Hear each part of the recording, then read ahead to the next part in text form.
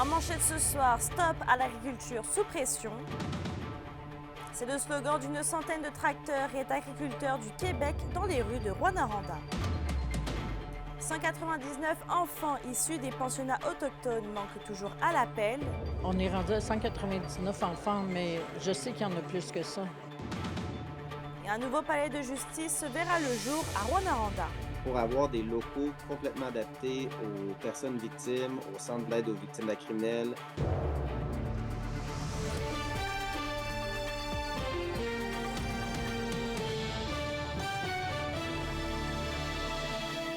Bonsoir tout le monde. Une importante mobilisation des agriculteurs de la région a eu lieu cet avant-midi à Rouyn-Noranda. Et selon les organisateurs, ils étaient plus de 350 à dénoncer la dégradation des conditions en agriculture. Alexandre Cabana était sur place. Stop à l'agriculture sous pression. C'est le slogan scandé par les agriculteurs venus de partout en région à Rouyn-Noranda. Il y a un an, jour pour jour, ils étaient au même endroit pour en revendiquer tout autant. Les tracteurs arrivaient à coups de vingtaine. Oui, de pouvoir mobiliser tous les producteurs par une belle journée. Souvent, on dit des belles journées. À ce temps-ci, il y en a plusieurs qui vont être dans les champs, préparer les machineries parce que la saison commence, là. Mais je pense qu'ils trouvent ça extrêmement important d'être là. La réponse a été positive. Le monde était là, mais le monde, ils veulent du changement. Ils veulent du changement. Pour ceux qui sont venus, là. On vient de partout parce que ça va pas bien partout. On a besoin d'aide. C'est urgent qu'on ait de l'aide, puis présentement, on s'en fait pas donner suffisamment. Quelques minutes seulement après leur arrivée, les producteurs agricoles ont convergé vers le centre-ville de Rouyn-Noranda. Ils ont pu clairement y exprimer leur ras-le-bol, alors que leur revenu net a chuté drastiquement, soit plus de 86 % en 2024. On n'a pas les moyens de faire pour se compétitionner parce qu'on n'est pas sur les mêmes règles. C'est mettez-nous sur les mêmes règles, puis on va être capable de compétitionner. Ici, nous autres, en région, on parle tout le temps des régions éloignées. On a besoin ici en Abitibi, pour Témiscamingue, des programmes adaptés à notre réalité régionale. Après la parade, vint le temps des allocutions. L'enjeu d'assurer une relève agricole pour la jeunesse émanait fortement de cette mobilisation positive. Puis les jeunes sont formés, sont ambitieux, puis ça, mais il faut leur donner certains outils qui puissent se démarquer puis aller de l'avant. Les gens sont obligés d'avoir un deuxième emploi pour pouvoir vivre puis lancer leur ferme. Puis en même temps, ça les pénalise au niveau de certaines subventions. Parce que la ferme n'est pas capable de survivre par elle-même. Pour amener de la nourriture pour nous sur la table, parce que là, on fournit de la nourriture pour tout le Québec, mais nous, on a de la misère à mettre de la nourriture sur notre table. Au-delà de la manifestation d'aujourd'hui, les agricultrices et les agriculteurs promettent de maintenir la pression tant et aussi longtemps qu'ils ne pourront pas vivre convenablement de leur profession. Alexandre Cabana, RNC Nouvelles, à Rouyn-Noranda.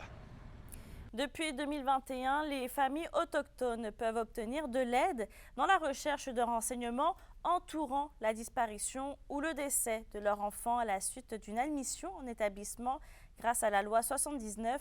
Et le troisième rapport, justement, annuel, a été présenté aujourd'hui dans la Première Nation Abitibi-Winnie, Kémilia La Liberté.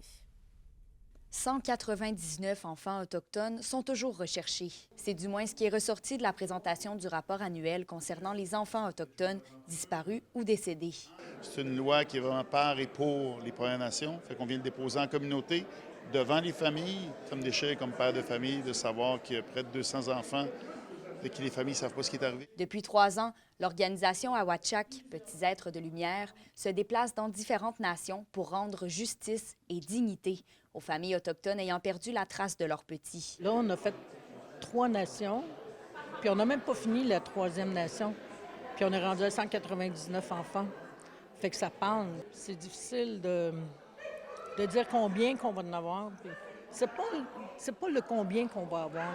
C'est le fait de faire du bien à les familles qui vont vivre là, enfin un deuil. Le ministre responsable des relations avec les Premières Nations et les Inuits, Yann Lafrenière, affirme que les recherches doivent se poursuivre pour que les collectivités puissent entreprendre leur processus de guérison. Il faut construire, il ne faut pas arrêter. Ces familles-là ont confiance, veulent avoir l'information. Puis vous savez, il y a seulement 15 % des cas où les familles auraient eu l'information sans le projet de loi. Les députés Manon Massé et André-Albert Morin, qui sont porte-parole en matière de relations avec les Premières Nations et les Inuits, sont heureux de constater que la loi 79 a une portée significative pour les familles en quête de réponse. Je me dis une chance qu'on l'a fait parce qu'il y a des familles qui enfin commencent, s'ils ne retrouvent pas leur enfant, au moins à avoir un sens de qu'est-ce qui est arrivé là, 30, 40, 50, 60 ans. Quand on a un événement comme ça, pour accompagner les familles des Premières Nations, pour tenter de retrouver des enfants disparus, c'est pour moi là, au-delà de la partisanerie politique. En date du mois de février dernier, la Direction de soutien aux familles avait réalisé des recherches de renseignements concernant près de 200 enfants autochtones à partir de 116 requêtes. Kémilia La Liberté, RNC Nouvelles, à Picogan. Dans le monde judiciaire, un nouveau projet au coût de 50 à 150 millions de dollars arrive à Rouyn-Noranda et ça devrait normalement s'échelonner sur plus de 5 ans. J'en ai parlé ce midi avec le ministre de la Justice, suivi d'une réaction du député Daniel Bernard. On reçoit maintenant le ministre de la Justice, Simon Jolin-Barrette. Bonjour. Bonjour. On va parler maintenant de la construction d'un nouveau palais de justice qui va avoir lieu à Rouyn-Noranda. Bon, on se rappelle qu'il y avait déjà un projet d'agrandissement et de réaménagement qui était prévu dans l'actuel palais de justice. Mais là, de ce que je comprends, on abandonne l'agrandissement et on mise maintenant sur un nouveau palais. Effectivement, un nouveau palais tout neuf pour les citoyens de Rouyn-Noranda et de la région, parce que on s'est rendu compte que valait mieux construire tout en neuf pour avoir des locaux complètement adaptés aux personnes victimes, au centre d'aide aux victimes d'actes criminels, pour les juges, pour les procureurs, pour faire en sorte que le nouveau palais de justice réponde aux plus hauts standards et à la justice du 21e siècle. Où va se situer ce nouveau palais, puis qu'est-ce qu'il va comprendre là-dedans? Bien, il va être à proximité de l'ancien palais et il va comprendre des salles d'audience, il va comprendre des outils technologiques notamment, il va comprendre davantage de mesures de sécurité, notamment des arches de sécurité au palais de justice. Donc, ça va être des lieux qui vont être aménagés d'une façon adéquate et aussi pensés en fonction des besoins particuliers des personnes victimes parce que trop longtemps, elles ont été oubliées lorsque les palais de justice avaient été construits. Qu'est-ce qui vous a fait changer d'idée finalement entre l'ancien projet d'agrandissement et de réaménagement à maintenant un nouveau palais? Bien, suite aux analyses de la Société québécoise des infrastructures, il a été jugé plus approprié de reconstruire à neuf plutôt que de rénover un plus ancien bâtiment en fonction des besoins, en fonction de la capacité également judiciaire. Donc, moi, je pense que c'est positif pour les gens de Rouyn-Noranda d'avoir un tout nouveau palais de justice qui va être opérationnel et qui va pouvoir se servir durant plusieurs années. Et est-ce qu'avec le nouveau projet, on reste un peu avec les mêmes coûts de 85 millions de dollars qui avaient été annoncés pour l'ancien projet? Bien, il est trop tôt pour le dire parce qu'on lance l'appel d'offres, puis vous savez, c'est de l'argent public, donc on ne dévoilera pas les estimés de coûts, mais on souhaite avoir un palais construit rapidement, de qualité, au meilleur coût possible. C'est sûr, c'est un peu trop tôt pour le dire, mais est-ce qu'on sait à peu près dans combien de temps il pourrait être accessible, ce nouveau palais? Bien, dans les prochaines années, plus rapidement, en fait, on lance l'appel d'offres aujourd'hui, en fonction des soumissionnaires, des plans de la construction, donc au courant des prochaines années, mais le plus tôt sera le mieux parce que le palais de justice était dû. Alors, je pense que ça va être une belle fierté, c'est une belle nouvelle de pouvoir annoncer le lancement de tout le processus pour remplacer le palais de justice. Et puis pour terminer rapidement, que va devenir l'ancien palais de justice? Bien, il va retourner dans le parc immobilier de la Société québécoise des infrastructures et pourra servir aux besoins de la communauté. Et d'ailleurs, je remercie le député Daniel Bernard de Rouyn-Noranda qui nous a donné un bon coup de main pour avoir un nouveau palais de justice en expliquant bien les besoins des gens de la région. Donc, c'est grâce à Daniel notamment qu'on va pouvoir avoir un nouveau palais de justice. Ben, merci d'avoir été avec nous. Merci à vous. Bonne journée. Dans le palais actuel, on sait qu'au niveau sécuritaire, c'était vraiment pas approprié. Les victimes et les agresseurs, entre autres, quand on prend les victimes d'actes sexuels ou de violences conjugales, devraient rencontrer leur agresseur. Donc, le nouveau palais de justice va répondre vraiment aux besoins des victimes, mais également aussi pour tout le personnel du palais de justice. Et justement, vous avez une question du jour à vous donner par rapport à ça. On vous la lance tout de suite. Bon, on va vous revenir finalement avec la question du jour. Il y a un petit problème technique, mais on vous demandait, trouvez-vous que justement les infrastructures des palais de justice dans la région sont assez adéquates? Et vous avez répondu non à 52%. On passe dans un autre dossier maintenant. La chef de la sécurité des incendies de Nord-Métal, Doris Nollet, se dit prête à affronter de futurs feux de forêt et c'est environ 4 000 $ de nouvel équipement que s'est procuré le service d'incendie au courant des dernières semaines. Entrevue d'Anthony Dallaire. On a reçu, c'est les sacs à dos, là, les réservoirs dorsales qu'on appelle. C'est des 6 gallons. J'en ai commandé 4 pour éventuellement, si jamais on a besoin. On espère qu'ils vont rester 2. Fait que ça, c'est un sac à dos avec une pompe, puis on s'en va en forêt avec ça. Si on est chanceux et on est des VTT, bien, les gars, ils s'en allent avec ça, ils s'en allent au feu, puis on va sauver bien du temps puis de l'énergie avec ça. On a fait faire aussi des couvre-tout, parce que l'année passée, on éteindait des feux de forêt avec les habits de combat. C'est pas génial. Les gars, ils se fatiguaient beaucoup plus vite. Fait qu'avec ça ici, bien, ça va être beaucoup plus léger. Velcro pour être sûr de ne pas plier sur nos culottes. Et aussi, les boyaux forestiers, la particularité, c'est qu'ils sont plus petits, ils sont beaucoup plus légers. Puis, on appelle ça... Ils vont devenir humides pour se protéger contre les flammes. Parce qu'au feu de forêt, l'année passée, on a 400 pieds de boyaux qui ont été brisés. Vous n'avez commandé combien de ces boyaux-là? Je n'ai commandé 800 pieds. Donc, le double environ pour... Ça, ici, c'est quelque chose que j'avais jamais vu. Je suis quand même curieux de savoir qu'est-ce que ça vous permet de faire de plus, en fait, là? C'est comme un pet-sac, un sac à dos. On remplit ça d'eau, 6 gallons. Puis là, on va me dire, oui, mais c'est lourd. Sauf qu'avec les bretelles, on ajuste ça aux hanches. Puis on prend ça, puis regarde, c'est une petite pompe. Excellent. Comme ça, ici. Fait que là, ça fait sortir l'eau qui est dans le sac. OK. Puis ça permet d'aller éteindre des feux tout près, là. Ça permet de se rendre plus loin, là où vous ne pouviez pas avant, là. Voilà. Est-ce que vous considérez qu'avec ça, vous allez pouvoir remplacer la sope-feu? Non. Non, la sope-feu, c'est pas remplaçable. Non, mais ça peut aider, par exemple. Ça peut vise-moi pas. Ça peut aider pour des petits feux, un début ou une fin de feu aussi, là. C'est beau avoir ces nouveaux équipements-là. La population a aussi son rôle à jouer là-dedans, là.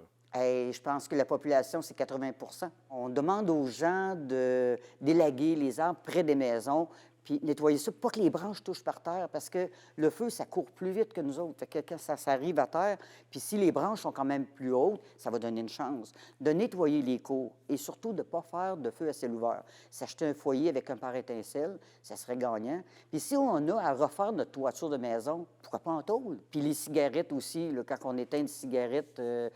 de penser de s'emmener un petit contenant de métal, parce qu'on est déjà un indice élevé aujourd'hui.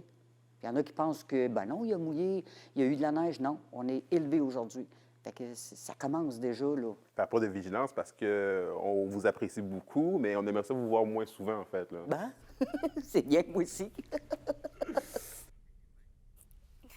Le Conseil central de l'Abitibi-Témiscamingue, nord du Québec, CSN, a réagi concernant le report de l'ouverture de la Maison des aînés et alternative à Val-d'Or. Le président, Félix-Antoine Lafleur, est d'avis que le CISAT omettait 50 % de la réalité en ce qui concerne les enjeux de pénurie de main-d'œuvre et il s'inquiète de l'avenir des maisons des aînés dans la région, étant donné ces incertitudes. On s'en désole gravement parce que les personnes qui doivent en bénéficier, elles en ont besoin. Mais pour l'instant, malheureusement, en raison de la planification, de l'organisation déficiente que la CAQ a mis en place, on a une magnifique maison vide, prête à accueillir des gens, mais qui malheureusement ne peut pas le faire en raison de la mauvaise planification de la main-d'œuvre. Dans le fond, on prévoyait une ouverture à partir du 15. Ces gens-là étaient déjà tous au courant qu'ils devaient commencer tranquillement à s'en venir. Donc évidemment que ça crée de la déception pour ces personnes-là. Et d'ailleurs, toujours à Val-d'Or, la ville débute les travaux de la phase 4 de la revitalisation du centre-ville. Selon la ville, le chantier s'installe actuellement sur la 3e avenue entre la 6e et la 7e rue. Et il y a notamment l'installation d'un réseau d'alimentation temporaire pour l'eau potable pour desservir une trentaine d'immeubles pendant les travaux. Et il s'agit de la 2e phase impliquant le remplacement des conduites datant des années 50. À partir de lundi, la 3e avenue sera donc fermée à la circulation automobile. Les travaux d'aménagement de surface vont se réaliser jusqu'en septembre. Sur un autre sujet, l'autorité des marchés publics fait plusieurs recommandations à l'UQAT et ça c'est en raison de nombreux manquements importants dans 2 contrats publics concernant la récolte de bois et des travaux forestiers à la forêt d'enseignement et de recherche du lac du Parquet. L'AMP recommande entre autres de trouver un partenaire approuvé par le Conseil du Trésor pour bonifier les directives de l'établissement. L'indice boursier minier au TVA Nouvelle 18h est une présentation de GFM Groupe Financier. Dirigeants d'entreprises et particuliers, fiez-vous aux experts de GFM pour vos placements, assurances de personnes et assurances collectives. Car pour vous, ils vont au-delà de la finance. Donc ici Sonny et Marc du groupe Undercover. Restez des nôtres. Nous allons vous parler de la 4e édition du Chantondon. Vous voulez pas manquer ça.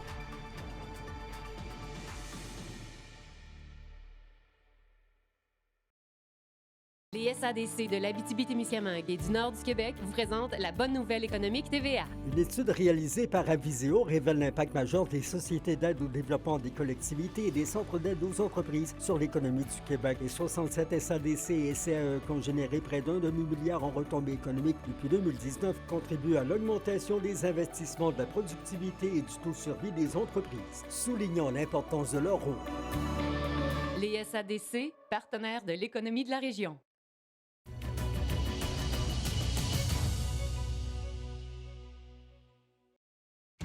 La chronique culturelle vous est présentée par Bruno et Jasmin Leclerc, denturologistes. Des cliniques à la fine pointe de la technologie pour vous servir à La Sarre et à Amos. Stéphanie, c'est aujourd'hui que débute la 21e édition du Salon des vins et saveurs régionales de Rouyn-Noranda. On avait hâte, Mélissa, de lancer les festivités à l'Arena. Oui, l'Arena pour les intéressés, j'en déparle tellement je suis excitée. L'Arena Jacques-Laperrière de Rouyn-Noranda.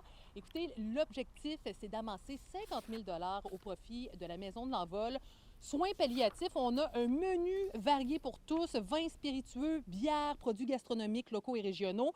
Ça se déroule toute la fin de semaine. On a très, très hâte de vous recevoir pour la bonne cause.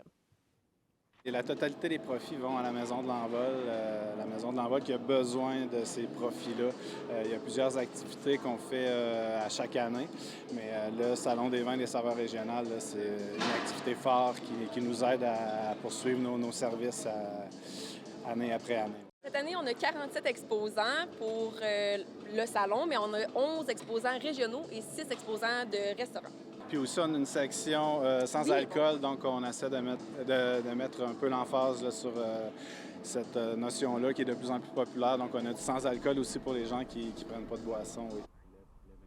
Et Stéphanie, le CPE Le Vol du Phénix organise son souper-concert-bénéfice annuel demain au Centre de congrès de Rouyn-Noranda. Oui, et c'est organisé par les productions Nord en Blues. Ça va se dérouler ici au Centre de congrès de Rouyn-Noranda. En première partie, on a le groupe vintage de rock White Road qui va être là, sans oublier bien sûr la formation BSSR Sympathetic Reunion. Je l'ai quand même bien dit. Une soirée qui risque, mesdames et messieurs, d'être assez inoubliable. Merci. Après le repas, c'est sûr qu'il va y avoir des pièces de résistance. En apéro, il y aura le groupe White Road, un trio vintage de La Sarre composé de 3 frères, les 3 frères de la Pierre. Et ensuite suivra la pièce de résistance, le BSSR Sympathetic Reunion, avec nul autre que Breen Leboeuf, Régent Lachance, Jeff Smallwood et le nouveau venu, Philippe Coulombe, batteur du School Supertramp Memories. Puis c'est un événement festif qui permet aux gens de se rencontrer avant le spectacle. Puis ensuite suivra, pour clore l'événement, un spectacle grandiose quand même, avec des artistes de renom. Les fonds amassés iront directement au CPE, le vol du Phénix, là? Tout à fait, pour acquérir des infrastructures temporaires pour permettre aux enfants, des aires de jeu, pour permettre aux enfants de pouvoir jouer à l'extérieur plus longtemps, durant les périodes d'été. C'est magique. Osez Nord en Blues, un show, une attitude. J'espère vous y voir. Et pour terminer, on a le Chantondon qui est de retour demain à la scène Paramount de Rouyn-Noranda. 4e édition. Si ça vous tente d'aller faire votre tour, la mission, c'est de découvrir les artistes locaux de talent. On vous attend à compter de 19h. Le Chantons-Don, ça a 2 objectifs. Le premier, c'est donner la chance à des artistes de la région de pouvoir performer dans une salle de spectacle, une belle scène. Le Paramount, c'est l'endroit idéal, je pense, en région. Et aussi d'amasser des fonds pour la ressource, les personnes handicapées. Ça peut être un band, ça peut être un duo, ça peut être chansonnier. Même on a une pianiste qui va être accompagnée en fait, c'est Jennifer Corneau, accompagner sa sœur pour ouvrir la soirée. Après ça, je pourrais dire que la soirée va être en 2 volets. La première partie, ça va être acoustique, plus soft. Et la deuxième partie, il y a 3 bandes, dont Région Sauvage, nous autres, Undercover, et Northlander. Fait que ça va être plus rock and roll. Même Northlanders sont plus hard rock. Si on regarde ça, des belles salles, on n'a pas nécessairement toujours la chance de se produire là-dessus. Donc, c'est quand même le fun de joindre l'utile à l'agréable pour une bonne cause, puis en même temps faire valoir les artistes de la région. Donc, je pense que c'est quand même une belle mission. En plus, il va y avoir des prix de présence, il va y avoir du monde qui klaxonne parce qu'on est tellement hot. Donc, c'est ça. Des remorqueuses en arrière qui vont venir chercher les voitures qui ont... Ils sont parqués en double pour nous voir, exactement. Là. Il y a déjà beaucoup de monde là, qui se prépare. C'est déjà la congestion en ville pour l'événement qui est juste demain soir. C'était hier soir la loterie de la LHMQ et c'est finalement les Eagles du Cap-Breton qui parleront les premiers. On vous dit dans un instant qu'est-ce que les foreurs ont obtenu.